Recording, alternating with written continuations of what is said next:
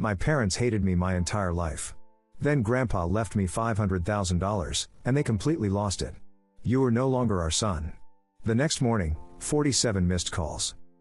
As a child, I thought every kid went through what I did, living in the shadow of a more favored sibling. But it took me 28 years to realize that what I experienced wasn't normal. It has a name, toxic favoritism. And it ate away at my soul for decades, until everything suddenly changed, the day my grandfather died and left an unexpected will. My name is David, and my sister, Amy, is 3 years younger than me. From my earliest memories, I knew I was the secondary child in my parents' eyes. It wasn't that they didn't love me, at least that's what I always told myself, but they loved Amy. More. More obviously. More willingly expressed. I vividly remember my 5th birthday. I had been counting down the days, dreaming about a party like the ones my classmates would describe: cake, candles, carefully wrapped presents, and friends playing games. But when the day came, all I got was a store-bought cake from the supermarket near our house and a small family dinner with just my parents and 2-year-old Amy. "You don't need a big party, do you, David?" my mother said as she cut the cake. "You're a big boy now, you don't need those frivolous things." I nodded and smiled, swallowing my indescribable disappointment. 3 months later, Amy's birthday arrived. Suddenly, my parents transformed into completely different people. They hired a professional face painter, set up a massive bouncy castle in the backyard, and even brought in a mini petting zoo with rabbits, lambs, and ponies. The entire neighborhood was invited, and Amy, only 2 years old and hardly understanding what was happening, was treated like a princess. "The first birthday is the most important one," my father explained when he saw my confused expression. "But this isn't her first birthday," I whispered, but no one heard. Or if they did, they chose to ignore it. That was just the beginning of a pattern that would last for decades. When I was 10, I had saved my allowance for nearly a year to buy a bicycle. I washed windows for neighbors, raked autumn leaves, and even walked their dogs on weekends. Every penny was carefully stored in a box under my bed. When I finally had enough money, I couldn't contain my excitement as my dad took me to the local bike shop. That red Schwinn was my pride and joy. I polished it weekly and learned to adjust the chain and brakes myself. It represented something greater than transportation. It was the first achievement I had made on my own. But that joy only lasted 2 weeks. Amy saw me riding around the neighborhood and demanded one of her own. When my parents suggested she could save money like I had done, Amy threw an uncontrollable tantrum. She rolled on the floor, screaming and sobbing until her face turned red. I still remember how my mother knelt down, embraced Amy, and whispered, "Don't cry anymore, sweetheart, we'll buy you a new bicycle." The next day, Amy had a purple mongoose bike with a basket, bell, and training wheels with flashing lights. It cost twice as much as mine. No explanation was given for this obvious inequality. That's just how things worked in our house. As I entered my teenage years, I learned an important lesson: the higher my achievements, the less attention they received. It sounds counterintuitive, but that was the reality in my home. I joined the math club, made the debate team, consistently got A's, and even won first place in a regional science fair with a renewable energy project. My parents' reaction? An indifferent nod and occasionally a, "Yeah, that's good." Meanwhile, when Amy got a B+ on a math test, her weakest subject, my parents threw a celebration dinner at her favorite restaurant. They even bought her a new phone as a reward. "We need to encourage her because she's trying so hard," my father explained when I asked about the difference in treatment. "What about my efforts?" I blurted out. "You've always been good, David," my mother said irritably. "You don't need extra encouragement." By my senior year of high school, I had become the editor of the school newspaper, captain of the debate team, and maintained a perfect 4.0 GPA. I did all this not because I was overly ambitious, but because I desperately craved recognition. Just once, I wanted my parents to look at me with the same pride they had when they looked at Amy. Amy, by this point, was barely scraping through classes with C-minuses. She spent most of her time hanging out with friends and attending parties. Yet, whenever I tried to remind my parents of this, they just shrugged and said, "Your sister is just finding herself. Not everyone is all about studying like you." The pinnacle of my pain came during my junior year of college when I was selected as one of only 2 students from the entire university for a prestigious summer program at Harvard. This was a huge honor, and I couldn't wait to share the news during our family dinner when I came home for spring break. "The school only selects 2 students each year, and I'm one of them," I said, unable to hide my joy and excitement. This could open amazing doors for my future. My father just mumbled something unintelligible and then quickly changed the subject. "Amy, tell your brother about your upcoming dance recital." My mother, at least, had uttered, "That's nice," before also quickly joining the conversation about Amy's performance. I sat there, mechanically chewing my food, feeling my joy and excitement gradually transform into that familiar pain. Even my greatest life achievement wasn't important enough to hold their attention for more than 30 seconds. My grandfather, my father's dad, was a tough but fair man. He had built a small business from nothing and turned it into a successful company. He never spent lavishly but was generous with his family in his own way. He especially encouraged education and diligence, values that I had strived to emulate. Last month, he passed away at the age of 87 after a brief illness. The funeral was peaceful, with the entire extended family present. I genuinely grieved the loss of the grandfather I had always admired, who had supported me in his own way, though we weren't emotionally close. A week after the funeral, the family gathered at his lawyer's office to hear the reading of the will. I didn't think much about it, not expecting anything special. He had raised 5 children and had 12 grandchildren, so I assumed any assets would be divided thinly. However, when the lawyer began reading the will, I realized that my grandfather had very specific plans. After leaving a portion to my grandmother and dividing the rest among his children, he had set aside a substantial amount to be divided equally among all his grandchildren. And I leave to each of my grandchildren the sum of $500,000 to support their education, entrepreneurship, or home purchase. I sat there, stunned. $500,000. A life-changing amount. I could pay off my student loans, invest in my future, and maybe even save some to start a business someday, something I had always dreamed of but never thought could become a reality in the near future. But as I was trying to digest this news, I noticed my parents exchanging worried glances.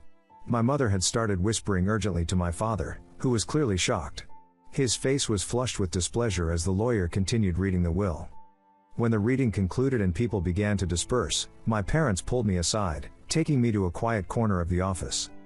"David, we need to talk," my father said, his tone serious. "About this inheritance." "What's wrong?"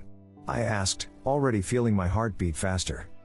"I think we need to do the right thing here," he said, glancing around to make sure no one could hear. "Your sister is struggling much more than you are. You already have a good job, your own place. Amy has nothing." I stood there, my mouth dry as I realized what he was proposing. "Are you saying I should give up my share to Amy?" "Not exactly give up," my mother quickly interjected, "but share. Help your sister out. That's what a good brother should do." I shook my head, unable to believe my ears. "But Grandpa specifically said it should be divided equally among all grandchildren. That was his wish." "Dad is sure that your grandfather would agree if he understood the current situation," my father insisted. "Amy needs that help more than you do."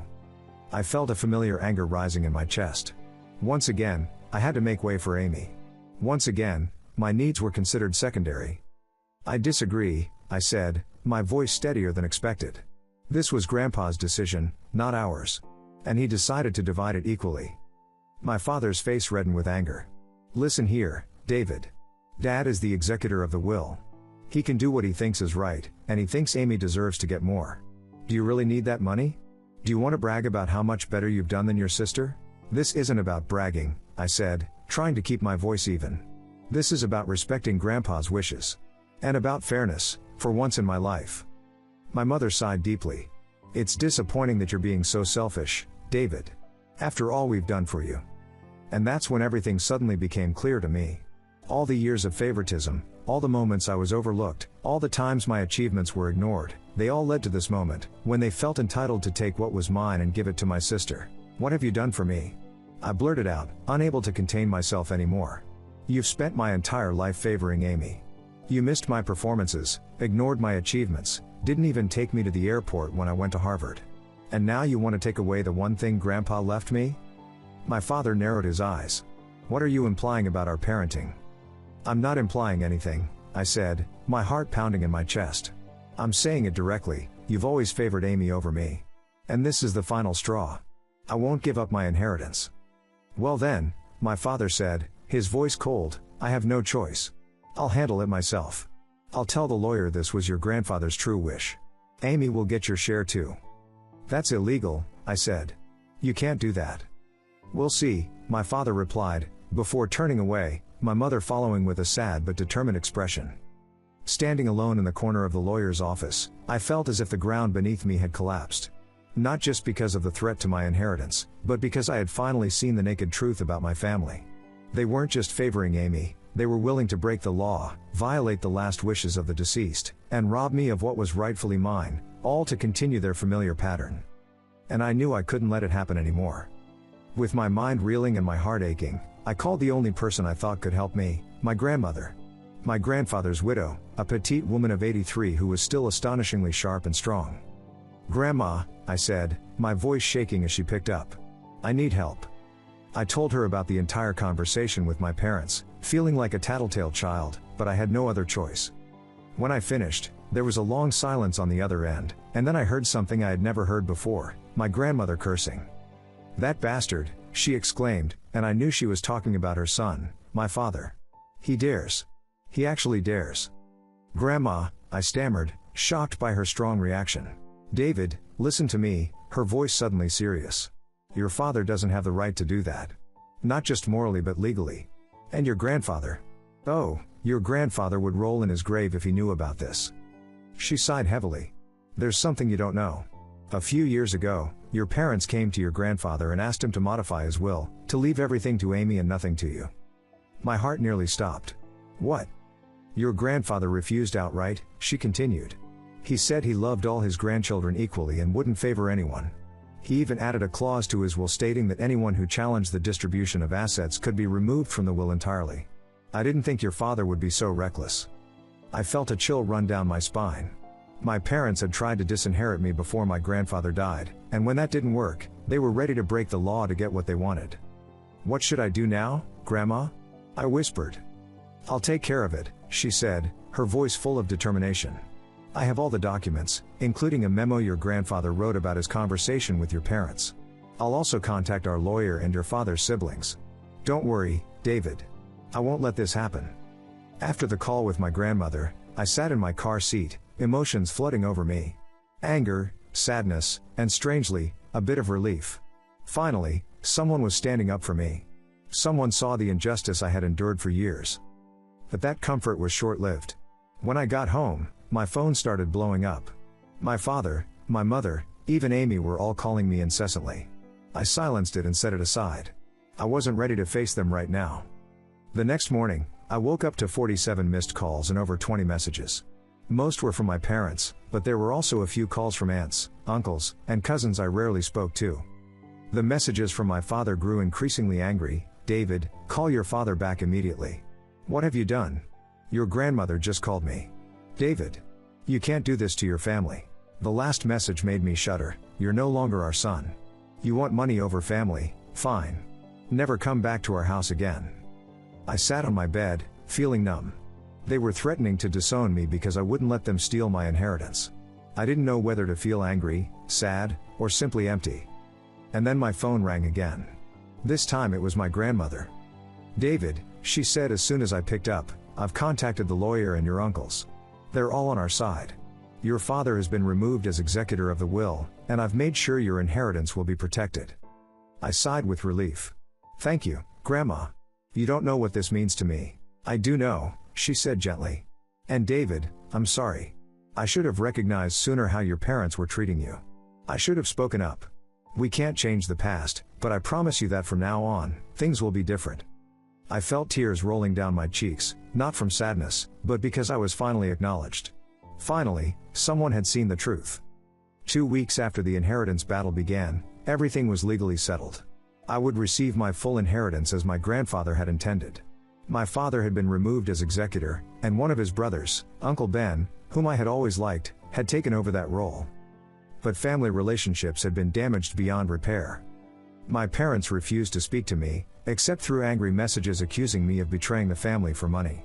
They even tried to turn the extended family against me, spreading rumors that I had tricked my grandfather into changing his will, or that I was manipulating a frail old woman, meaning my grandmother.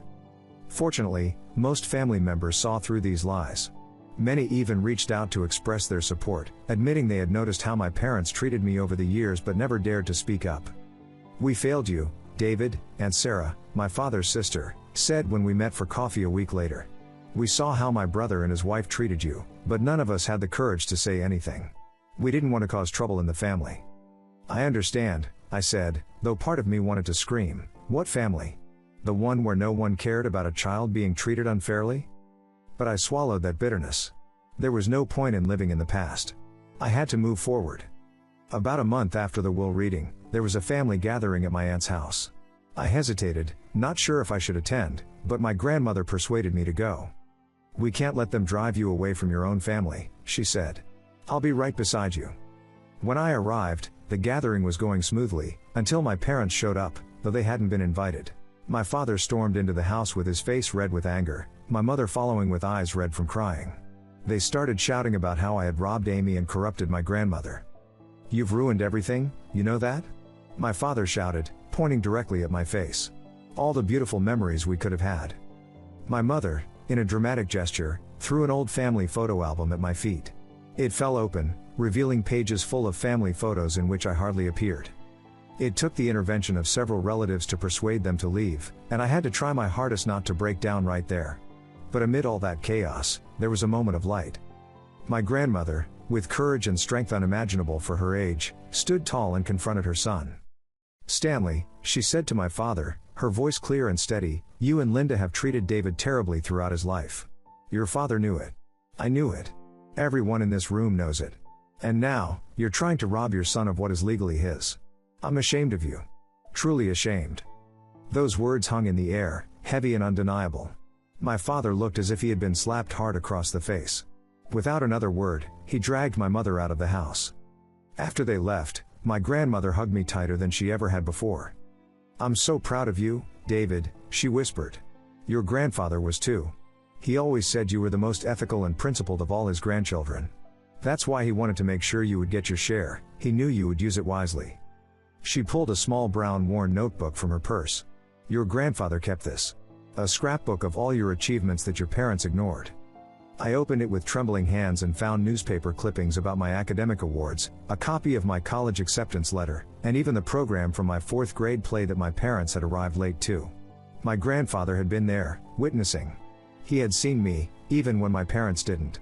I couldn't stop the tears from flowing as I turned each page. These weren't just pieces of memories, they were proof that someone had seen me, appreciated me, even if they hadn't expressed it directly. A few days after that dramatic family gathering, I received a surprising message from Amy, asking to meet. I agreed, though worried it might be another trap from our parents. We met at a neutral coffee shop, and when Amy appeared, I noticed she looked tired, dark circles under her eyes and a tense face. Thank you for coming, she said softly as we sat down. I know you have no reason to want to talk to me after everything that's happened. I nodded, waiting. I'm sorry, Amy said, her voice breaking. I'm sorry for not standing up for you sooner. I knew how our parents treated you wasn't right, but I was too afraid to confront it. I've been conditioned my whole life to depend on their approval. I didn't know what to say. Throughout my life, I had viewed Amy as the favored one, the one who got everything I didn't. I had never really thought about how she might feel. After talking with Grandma, Amy continued, I started to realize that being the golden child isn't as great as it seems. I never had to learn how to be independent. I was never allowed to fail and learn from it. Every time I wanted to do something on my own, Mom and Dad would swoop in and do it for me. She paused, taking a shaky breath. Did you know I wanted to go to college? Right after high school. But when I told Mom and Dad, they said I didn't need to, that I was too special to follow the traditional path. I think it was because they wanted me to be different. Different from you. I felt a heavy stone in my gut. You never told me that. How could I? Amy sighed. Every time I talked to you, it was like there was an invisible wall between us. A wall that our parents built. They were always comparing us, always pitting us against each other. Amy looked down at her coffee cup. But when I saw you stand up for yourself, when I saw you refuse to let our parents take what was rightfully yours, I realized that I could stand up for myself too. What do you mean? I asked, genuinely curious. I'm going to use my inheritance to go to college, Amy declared, her face full of determination. I'll start at a community college, to see if I can keep up, and then if things go well, I'll transfer to a 4-year school. I couldn't hide my surprise. What did Mom and Dad say about that? Amy smiled sadly. They're not happy. They said I'm betraying them, that I'm being negatively influenced by you. But I don't care anymore. I've spent my whole life trying to please them, and look where it's gotten me. 25 years old, living in my parents' basement, working part-time at a coffee shop, with no real skills, no plans for the future. She reached across the table and, for the first time in many years, took my hand. I want us to be siblings again, David. Real siblings, not rivals. I know it will take time, but can we try? I felt a knot in my chest slowly untying, a knot I hadn't even realized had been there for so long.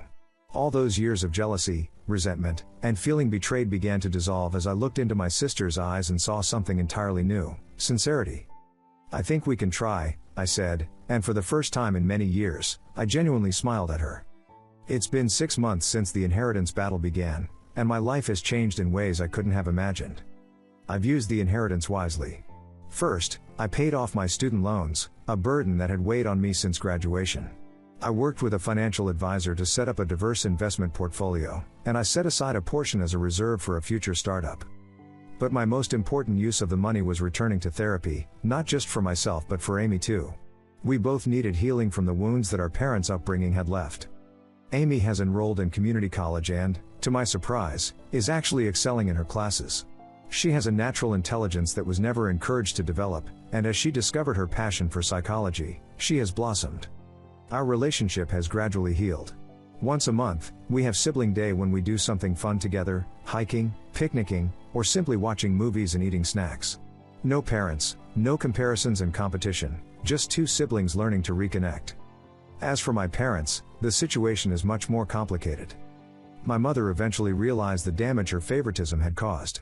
After weeks of silence following the incident at the family gathering, she reached out and asked to meet. I agreed, though with caution. "I'm sorry, David," she said as we sat in a quiet cafe. "I truly am. I don't know what to do to fix all the wrongs I've caused." She had started therapy, she explained, and was gradually recognizing the harmful patterns of behavior she had created. "I love you, David," she said, tears rolling down her cheeks. "I always have. I just didn't know how to show it properly. I wanted to believe her." Part of me, the 5-year-old still craving his mother's love, wanted to leap across the table and hug her, saying everything would be fine. But I wasn't that child anymore. "I need time," I said. "I don't think I can forgive immediately, but I'm willing to try. Gradually." We've had a few private lunches since then, slowly rebuilding our relationship on a new foundation. It hasn't always been easy. There are moments when old memories resurface and I feel the old anger returning. But I'm learning to forgive, not for her, but for myself. My father, on the other hand, remains adamant in his refusal to acknowledge any wrongdoing. He still insists he did nothing wrong, that Amy and I should be grateful for everything he did for us. He refuses to be in the same room as me, causing him to miss many family events. It's painful, but I'm learning to accept that I can't control his reaction. I can't force him to see things differently or admit he was wrong. I can only control how I respond. Through all of this, my grandmother has become my rock. She has shared countless stories about my grandfather, about how he was always proud of me and his belief in integrity and fairness. She has become the mediator in family conflicts, always advocating for justice and understanding. The whole process has taught me a lot about what family truly means. I've realized that sometimes, the family you choose can support you more than the one you're born into. Along with rebuilding my relationship with Amy, I've grown closer to my aunts, uncles, and cousins who stood by me during this crisis. I've also developed a close group of friends who have supported me unconditionally throughout this journey. They've become my second family, providing the support and love I had craved for so long. Setting boundaries and practicing self-care has become more important to me. I'm getting better at saying no to situations that are harmful to my mental health, and I no longer feel bad about putting my own happiness first.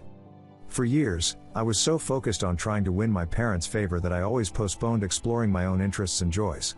Now, I'm starting to try new things, learning to play guitar, taking cooking classes, and even joining a weekend hiking group. But perhaps the biggest change has been in my career direction. This experience, along with the therapy process, has shown me that I have a genuine passion for helping others overcome similar family dysfunctions. I'm considering going back to school for a degree in family counseling, possibly specializing in working with adult children of emotionally immature parents. I've started volunteering at a local youth center, working with young people from troubled families. Providing the kind of support and encouragement I wish I had when I was young gives me a deep sense of fulfillment. I'm even considering using part of my inheritance to establish a scholarship fund for children in similar situations, those struggling to overcome favoritism and neglect in their families. Looking back at the past 6 months, I see that the real legacy my grandfather left wasn't the money. It was the opportunity, a chance to break toxic patterns, to face the truth, and to finally free myself from the never-fulfilled need for recognition from my parents.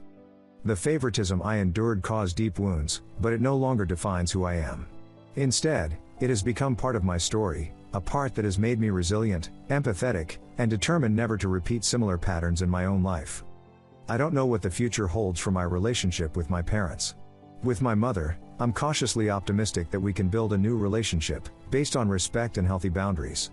With my father, I've learned to accept that he may never change, and that's not my failure. Amy and I continue to build the sibling relationship we should have had long ago. Last week, as we hiked together, she told me she's thinking about becoming a counselor for children affected by parental favoritism. Her psychology major has opened her eyes to what we went through, and she wants to help others overcome it. I'm proud of her. Proud of both of us. For anyone experiencing a similar situation, I want to say, don't let anyone make you feel bad for claiming what is rightfully yours, even if it causes controversy. Protecting yourself is reasonable, even when family dynamics are complicated. You deserve to be treated fairly. And remember, it's never too late to start building the life you deserve. See a therapist if needed, surround yourself with supporters, and don't be afraid to set boundaries. Your worth is determined by who you are, not by how your family treats you. My journey isn't over. There are days when I still struggle with old wounds and fears of abandonment. But for the first time in my life, I feel free to be myself, to pursue my own happiness, and to build a future not bound by others' expectations. That's the most precious gift my grandfather could have left me, the chance to rewrite my own story.